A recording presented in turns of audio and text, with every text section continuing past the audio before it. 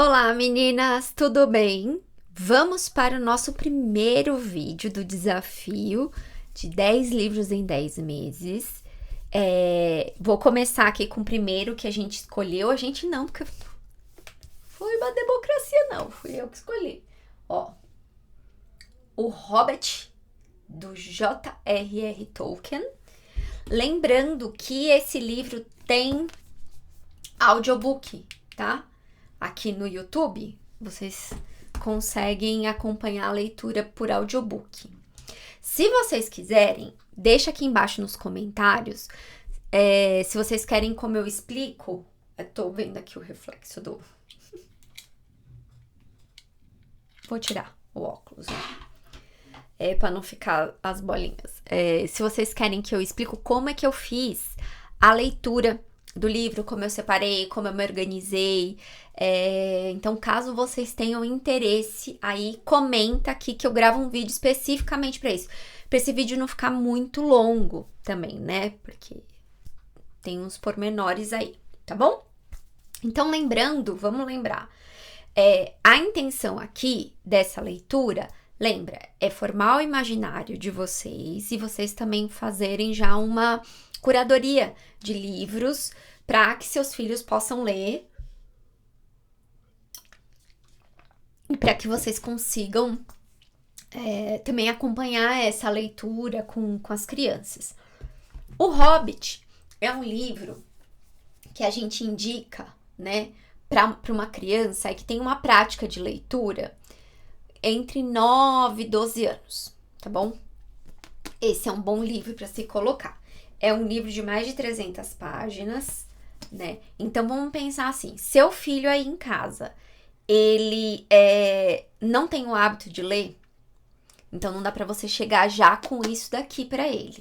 O que você pode fazer é já colocar esse livro, você fazendo leitura em voz alta.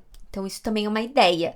Você pode chegar no final da noite, né, na rotina que você tá fazendo para preparação do sono, às vezes na hora do almoço, se seu filho é uma criança que fica assistindo TV, essas coisas, você pode fazer essa leitura na hora do almoço junto com ele, ou na hora do jantar. São ideias e opções aí que vocês podem se utilizar, como utilizar o livro. Se você tá aí com seu pequenininho e tá começando essa jornada, e você já ir organizando bem direitinho a vida dele, provavelmente quando ele tiver já terminando a terceira infância, que a gente fala, que é esse finalzinho de infância e começo de adolescência, você já vai poder colocá-lo para ler esse livro sozinho. Mas eu sei que como não é o caso de muitas aqui, então são ideias que vocês podem fazer. Mas primeiro é para você ler.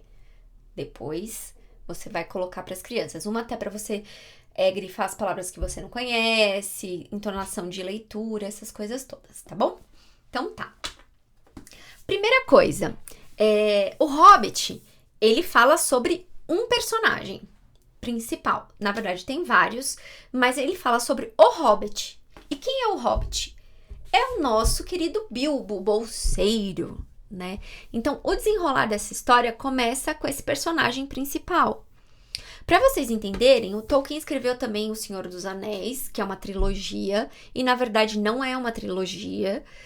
O Tolkien ele escreveu O Senhor dos Anéis para ser um livro inteiro, porém os editores acharam melhor dividir em partes, porque eles estavam no meio saído, acho que de uma guerra, se eu não me engano, alguma coisa assim, e aí ficaria muito caro fazer um livro com tantas páginas. Então, aí eles sugeriram que fosse feito em partes. Mas o Hobbit foi o primeiro que ele escreveu para essa trilha, para essa trilogia que vem depois do Senhor dos Anéis. Então, o Hobbit fez muito sucesso e aí eles pediram para que continuassem a escrever.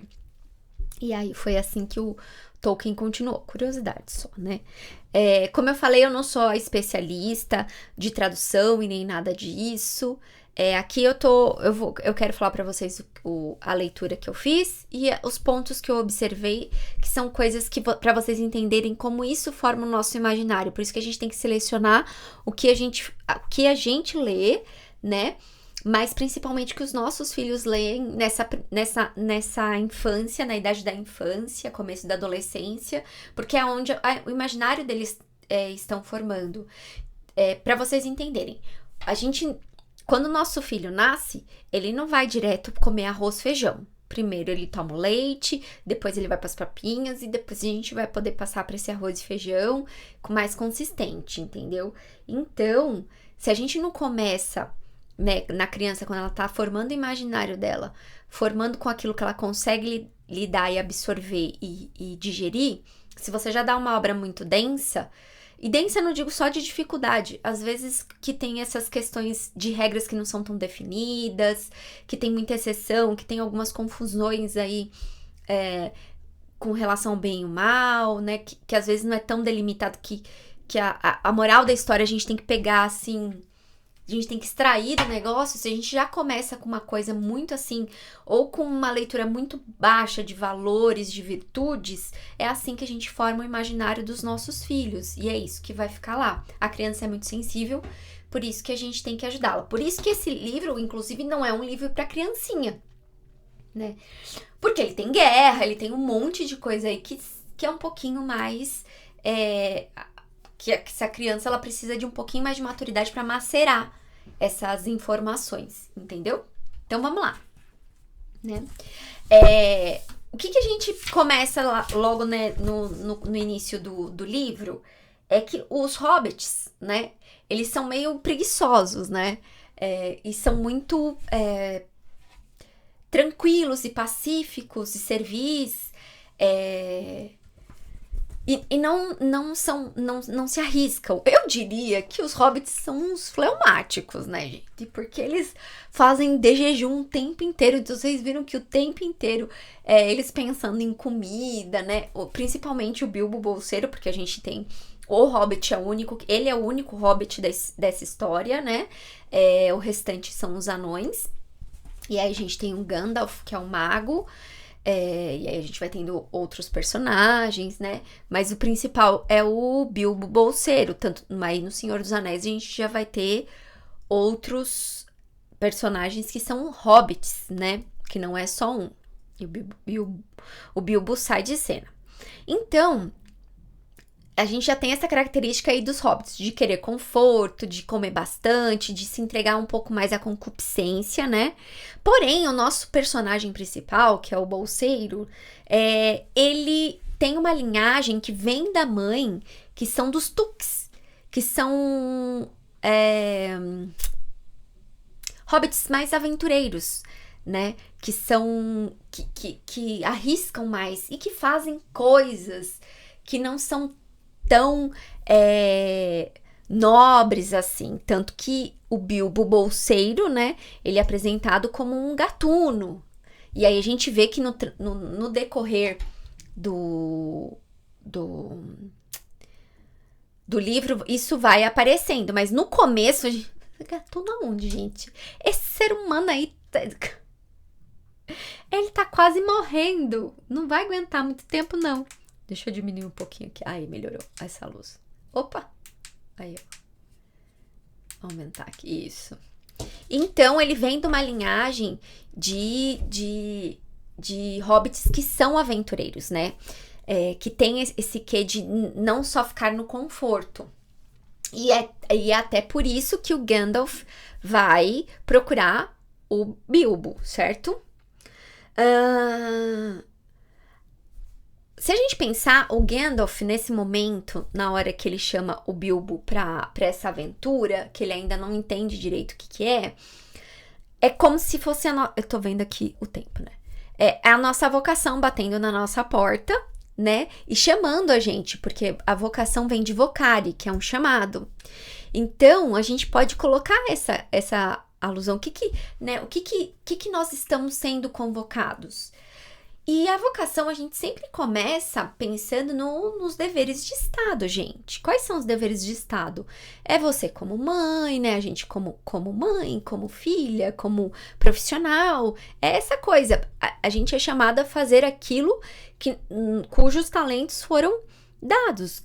Que, a princípio, são coisas muito simples, muito ordinárias, entendeu? Ahn, Aí, aqui tem uma anotação que eu coloquei assim, ó, né? Que quando o Bilbo teve contato com a beleza, sua ancestralidade veio à tona. Então tem lá no comecinho do livro uma parte onde a alegria e o belo vai aparecendo e isso vai enchendo, né, a alma do Bilbo, e é na hora que ele tem contato com essa beleza, né, é que ele começa a escutar mais esse chamado, né? E sentir esse puxão que vai dando, né? Deixa eu ver aqui o horário para não passar.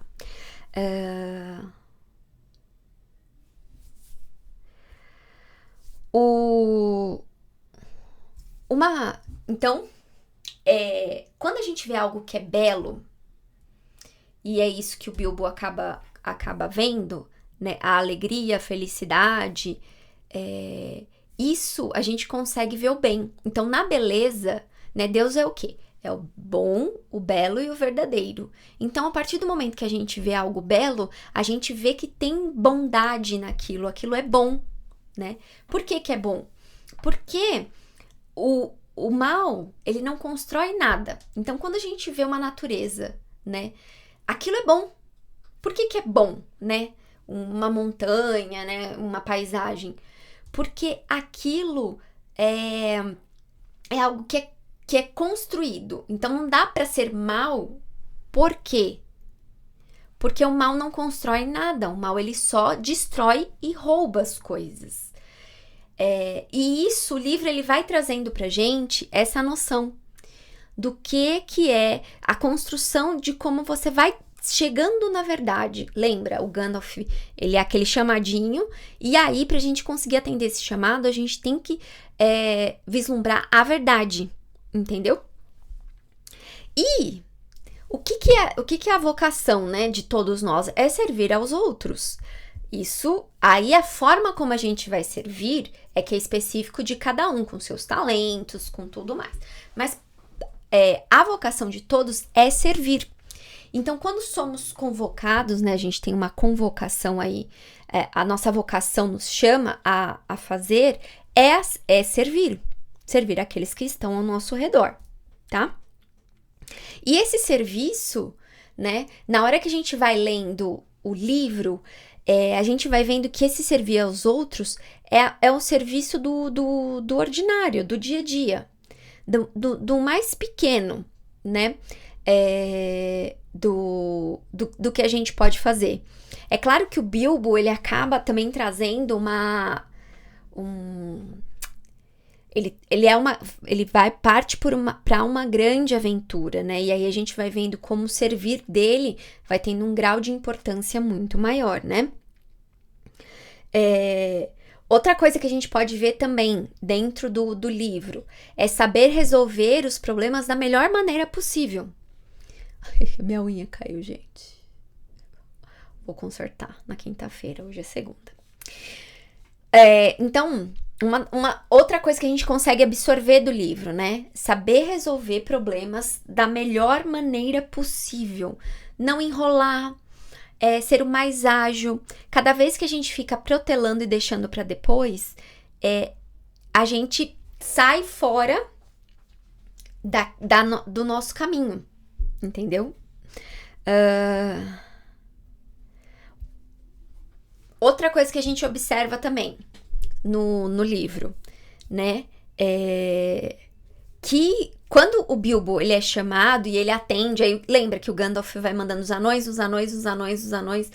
e aí ele se vê, os anões falam assim, não, olha, você tem que encontrar a gente às 11, né, o Thorin, né, fala que você tem que encontrar a gente às 11, não sei quem, não sei aonde, aí ele dorme, e aí ele acorda e a louça tá pra lavar e tudo, mas só que ele não consegue não ir aonde, né, era o compromisso, e acho que, se eu não me engano, era um quarto de hora, né, pra dar às 11 da manhã, e ele foi correndo lá, encontrar os anões para o início da aventura, mas ainda assim ele não estava claro o que ele tinha que fazer. Ele sabia que o que ele tinha que fazer era aquilo que lhe estava sendo posto naquele exato momento, mas o porquê que ele tinha que fazer aquilo, aonde isso ia validar, onde isso ia dar, e ele não sabia, mas ele sabia que era o que tinha que ser feito no agora.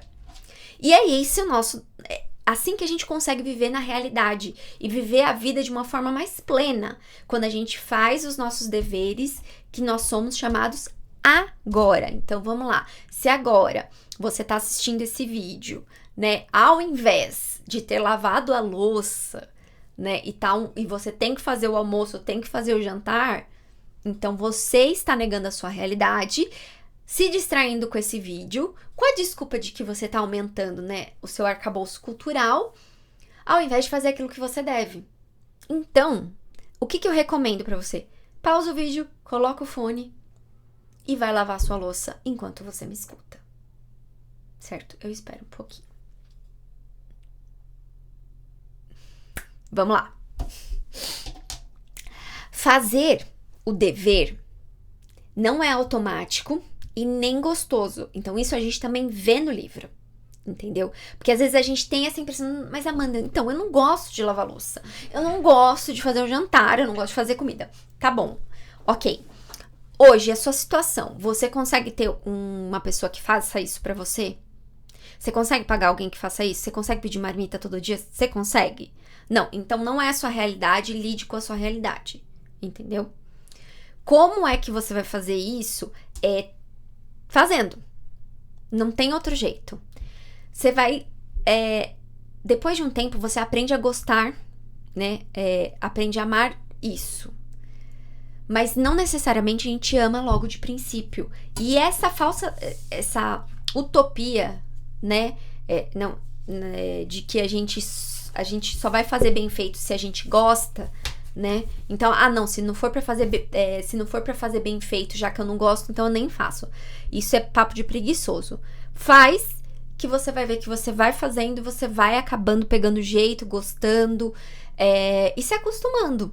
Não pode ser as suas coisas preferidas, mas o dever, ele nunca é gostoso e não é automático, não é um clique na cabeça, né? Uma coisa que também tem uma parte que foi o que eu falei pra vocês no começo, a gente tá meio que acostumado com umas leituras, ainda mais pra criança, que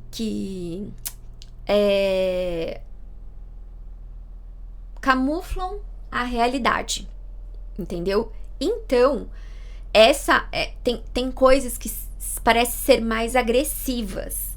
E sim, eles estão numa guerra e tem que ser agressivo. Numa guerra você não pode jogar pétalas de rosa, entendeu? Nem pó do pirim-pim-pim. É espada, é sangue, é carnificina, e é o que tem na história, né? Uma coisa que a gente também consegue ver isso, que dentro dessa agressividade, essa violência, e querendo ou não, se você for ver, a gente faz violência contra a gente mesmo, quando a gente faz aquilo que, né, que deve, e não somente aquilo que a gente gosta, então a gente também faz essa violência, né, e isso, o livro, a gente também pode fazer essa conexão, né. Quando a gente tem esse ímpeto de coragem, de sair da nossa zona de conforto e fazer violência contra a gente começa também a ter a coragem de defender os nossos do mal. Então, quando a gente tá aqui estudando e lendo e aumentando a nossa capacidade de inteligência, né, e fazendo com que nossos filhos também consigam ter isso, a gente tá defendendo eles, né, do mal. A gente precisa ter esse ímpeto, esse confronto, né, e ter a coragem de defender, né. Quando tem aquela parte que ele tá com o Gollum, né, que é o Sméagol, que é quando ele acha o anel, que aí começa a trajetória, né, do Senhor dos Anéis. Quando ele acha o anel, o Gollum, para conseguir ajudá-lo, ele faz aquelas monte de charada, né? Por isso que também, ó, eu achei super interessante na hora que eu tava lendo, porque uma das formas de literatura são as charadas. E a gente tem que ensinar charadas pros nossos filhos, os provérbios também, né? Não vamos colocar os bois, né, na frente da carroça, o que isso significa, né? Então a gente não antecipa as coisas. Então isso é importante da gente fazer, né? E o Bilbo, ele teve honradez na hora que ele se confrontou com Gollum. E o Gollum, ele é a representação do quê? Da inveja, da avareza, da luxúria, desses pecados aí capitais que corroem a nossa alma. Tanto que ele é torto, ele vive no escuro, no lodo, só para não ter que dividir o anel precioso dele e essa riqueza toda que ele tem, né? E aí a gente vê essa trajetória dele dentro da gruta, né? E tem até uma poesia do Ovídio, que é a Gruta da Inveja. E, bom, bem provável que Tolkien, com toda certeza, deve ter lido e se inspirado para colocar o Gollum lá dentro, né? O Sméagol.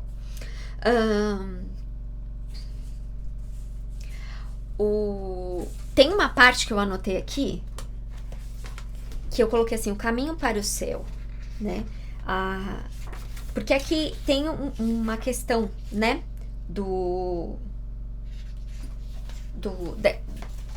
Dessa vida, né, nossa, cristã. O Tolkien era católico, cristão, né, e ele descreve essa jornada mais ou menos daí do que a gente, né, da nossa vida.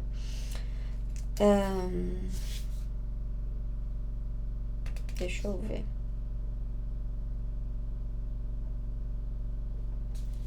Gente, eu não anotei. O que é? Mas eu acho que é o fardo a ser carregado.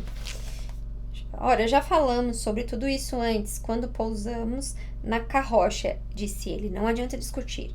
Tenho, como já lhes disse, um negócio urgente a tratar no sul. Isso é o Gandalf, né? Falando, já estou atrasado por ficar aqui e tenho trabalho com vocês, pessoal. Pode ser que nos encontremos antes que tudo termine. E por um outro lado, pode ser que isso não aconteça. Vai depender da sua sorte e da sua coragem. E o bom senso. Estou mandando o Sr. Bolseno com vocês. Já lhes disse antes que ele contém mais do que vocês imaginam.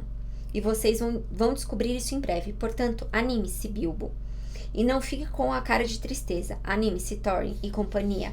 Esta é a sua expedição. Afinal de contas, pense no tesouro que virá no fim. E esqueçam a floresta e o dragão. E pelo menos até amanhã de manhã. Então, o nosso objetivo é o céu.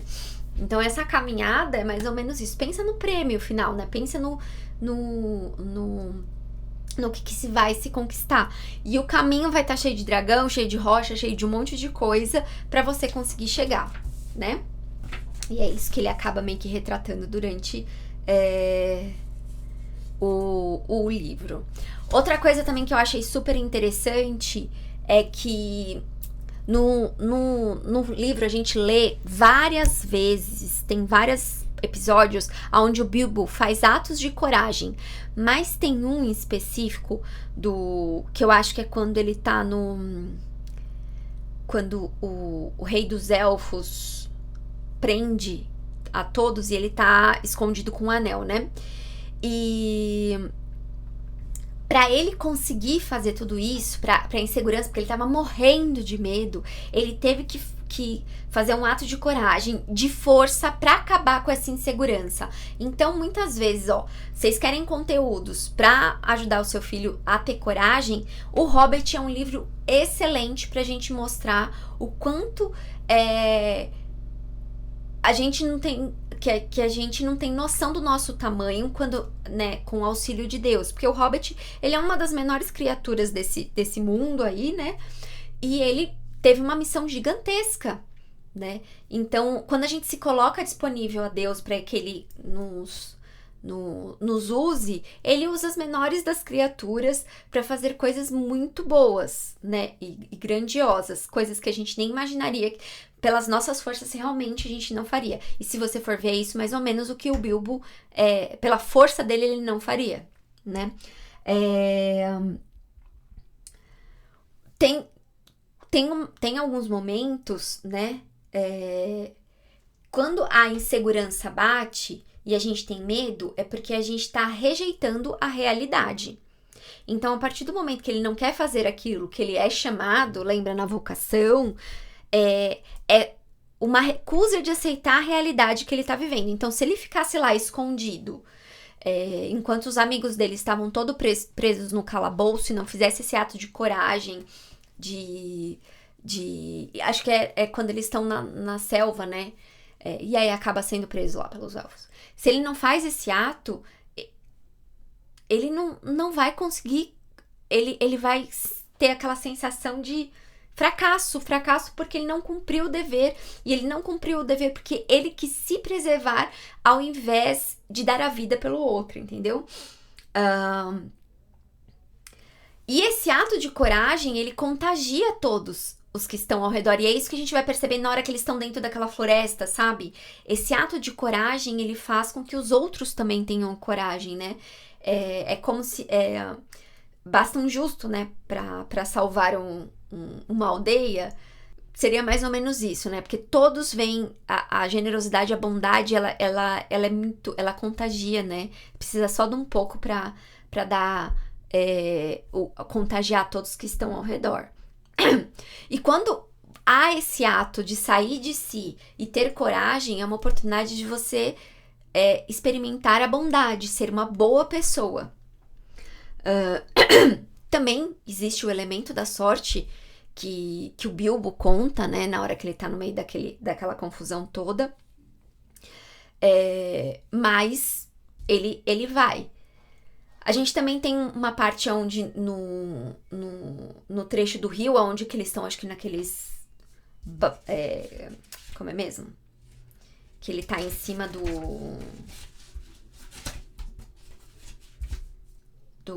barril, né? Parece que nunca vai terminar. Onde eles estão dentro também dos barris, os hobbits, né? E aí há um desânimo total pela desesperança, né? E aí quando eles vão avistando o final, que vai chegando, né? Lá no final do rio, que é perto daqueles anões, que é onde eles chegam, e tá bem próximo da Montanha do Dragão, né? Essas coisas todas. E aí acaba voltando a esperança de que as coisas vão melhorar. O Bilbo, ele tem um peso, ele vê o peso da responsabilidade que ele tem, né? Mesmo sem saber direito o que ele vai encontrar, ele entende o papel dele e o peso da responsabilidade dele se manter firme e salvar aqueles anões, né?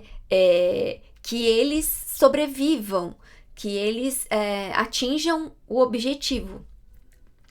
Então esse peso da responsabilidade é muito grande. Você vai vendo o amadurecimento do Bilbo na trajetória do livro, que é muito bonito. Então você vai vendo nessa parte aí onde o bicho pega, né, onde exige que ele tenha uma postura diferente. E aí ele deve fazer aquilo que deve ser feito, mesmo que isso tenha que abdicar dos seus confortos, prazeres. E a gente fala que isso é a generosidade. E aí quando a gente vê isso, no final do livro, tem a questão quando o Bilbo acha a pedra. Lembra que ele acha aquela pedra que o Thorin queria? E aí, o Thorin, o poder, né, e o dinheiro acaba subindo na cabeça dele. E ele fica com um orgulho muito grande. E aí, a questão da avareza também fecha os olhos dele. E o Bilbo percebe isso, então ele vai tentar negociar com os elfos da floresta. E aí ele tem a pedra e ele fala assim, olha, se vocês trocarem, né, essa pedra eu tenho certeza que o Thorin vai fazer. E aí causa aquela guerra toda, aquela confusão. E aí ele se pergunta, ele fala assim, será, né, eu tive esse ato, ele poderia ter escondido a pedra pra ele e ficado com essa parte, né, que foi isso que ele acabou falando, mas ele fez aquilo que era justo, que era correto. E ele fala assim, eu fiz tudo isso pra não ter uma guerra e acabou tendo uma guerra. Porque às vezes, independente dos nossos atos, a gente não consegue evitar uma tragédia, né? Porque a gente sempre tem que pensar assim, não há mal, né? Deus não permite o mal, se dali ele não pode extrair um bem 1000 vezes maior. Que foi isso que aconteceu, né? Quando a gente vai tendo a leitura do livro. E aí, nesse final do livro, a gente também vê essa questão dele reparando os erros, porque ele, né, ele é um gatuno e ele acaba roubando algumas coisas que são para sobrevivência, na verdade, né? Ele não rouba nada que é simplesmente por inveja. Ele rouba para sobreviver. Tanto que até quando ele pega a pedra como algo justo da um 14avos do que ele iria receber da fortuna quando os anões achassem, né? Mas ele sabe que independente de qualquer coisa, né? O que ele fez, que ele pegou comida, escondido quando ele tava com o anel, quando ninguém podia vê-lo para ele conseguir salvar os anões. Então ele reparou o erro, né? Esse erro dele, ele compreendia o que ele estava fazendo, que não era uma motivação de inveja, porém não quer dizer que estava certo o que ele estava fazendo. Então aí ele vai e repara esse erro, e aí a gente tem o fechamento da história, o Bilbo voltando para casa, e ele volta diferente, e assim se encerra a história, e a gente vai, lógico, saber no Senhor dos Anéis e tudo mais o que continua, tá? Eu quis fazer esses pontos que eu fui notando enquanto eu tava lendo para trazer para vocês o que a leitura ela pode fazer e formar nosso imaginário. Então, olha quanta riqueza tem dentro dessa leitura para a formação do imaginário, de coisas boas, de como combater, né, os medos, as inseguranças, de ser uma pessoa boa, de cumprir o dever ordinário, naquilo que se faz, né, de poder ajudar. A gente tem aquele grandão Bior, acho que vai no final e ajuda, né, a acabar com a guerra. Então, cada um dentro da sua vocação e cumprindo o chamado, que as coisas vão correndo muito bem. Aqueles que saem fora do chamado, né, de fazer aquilo que se deve, que traz a desarmonia. Mas não tem jeito, né? Nós somos filhos do pecado original, a gente tem vocação a filho pródigo, então a gente acaba, assim, errando, né? Beber, cair e levantar todo dia, várias vezes. Mas você vê essa trajetória também do Bilbo dessa forma, né? Em várias vezes tem algumas quedas, mas sempre tem a redenção, tá bem? Bom, eu espero que você tenha gostado. Desculpa o vídeo ser tão longo assim. Vai sair, sim, o audiobook do A Arte de Ensinar a Amar. Esse daqui é o nosso próximo livro. Lembrando que o audiobook não vai ficar aqui disponível no YouTube por causa dos direitos autorais, mas eu posso colocar lá na minha plataforma enquanto ainda é tempo. Então, se você quiser assinar a plataforma, é R$19,90 por mês. Você pode clicar aqui embaixo. Além do audiobook que vai ser disponível lá, vai ser disponibilizado lá, vocês também vão ter acesso a um monte de conteúdos e cursos que tem sempre. Já tem e sempre terá, tá bom?